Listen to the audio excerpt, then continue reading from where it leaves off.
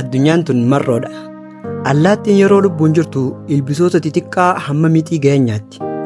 Gaafa allaattiin san duute immoo mixii fi ilbisoota xixiqqaa saniitu dabareedhaan isiisan nyaata.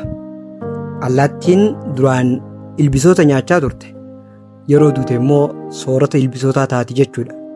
Kanaafuu rabbiitu waa hunda jijjiira. Bakkatti hafaa fi jabaan rabbii tokkicha qofa.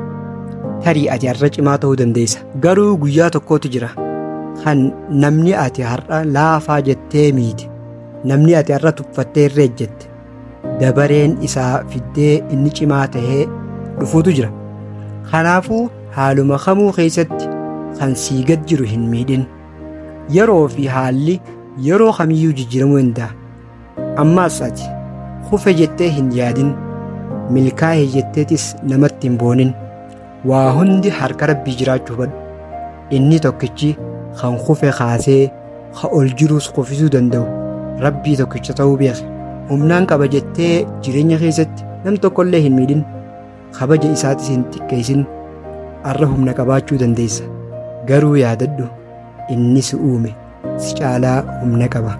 Dr. Eliyaas Hordofaa, Galatoomaa.